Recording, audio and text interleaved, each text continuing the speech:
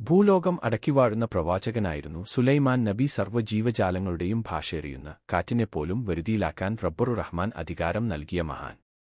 ഒരിക്കൽ അദ്ദേഹത്തിന്റെ ഹൃദയത്തിൽ ഒരു വിനീതമായ ആഗ്രഹം ഉദിച്ചു.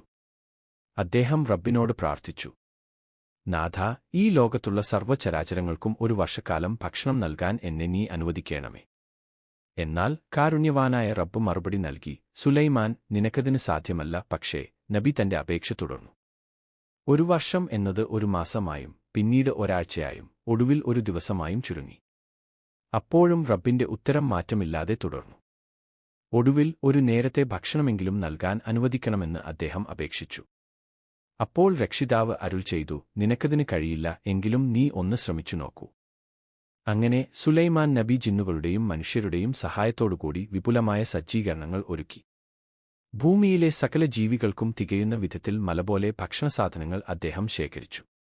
ഒരു വലിയ മൈതാനം നിറയെ വിഭവസമൃദ്ധമായ വിരുന്നൊരുങ്ങി. ആദ്യം കടലിലെ ജീവികൾക്ക് ഭക്ഷണം നൽകാനായിരുന്നു തീരുമാനം. പെട്ടെന്ന് ആഴക്കടലിൽ നിന്നും ഭീമാകാരനായ ഒരു മത്സ്യം ജലപ്പരപ്പിലേക്ക് ഉയർന്നുവന്നു.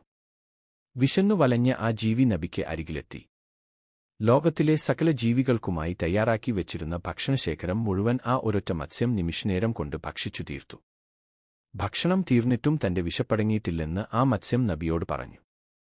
അത്ഭുതസ്തബ്ധനായ നബിയോട് ആ ജീവി ഇപ്രകാരം തുടർന്നു, സുലൈമാൻ നബിയെ, എന്റെ റബ്ബ് എനിക്ക് ഇതുപോലെ 3 നേരമാണ് നിത്യവും ഭക്ഷണം നൽകുന്നത്. എന്നെപ്പോലെയുള്ള ആയിരക്കണക്കിന് ജീവികൾ ആ കടലിന്റെ ആഴങ്ങളിലുണ്ട്. അവർക്കെല്ലാം റബ്ബ് ഞാൻ കഴിച്ചതുപോലെ സമൃദ്ധമായി ഭക്ഷണം നൽകുന്നു. ഇന്ന് താങ്കൾ നൽകിയ ഭക്ഷണം കൊണ്ട് എന്റെ വിശപ്പിന്റെ ഒരു വശം പോലും മാറിയിട്ടില്ല. ഇതുകേട്ട സുലൈമാൻ നബി തന്റെ അശക്തി തിരിച്ചറിഞ്ഞു. വിനയാൻവിതനായി റബ്ബിന്റെ മുൻപിൽ സാഷ്ടാംഗം പ്രണമിച്ചുകൊണ്ട് അദ്ദേഹം പാശ്ചാത്താപത്തോടെ മടങ്ങി. പ്രപഞ്ചത്തിന്റെ അന്നദാതാവ് റബ്ബ് മാത്രമാണെന്നും അവന്റെ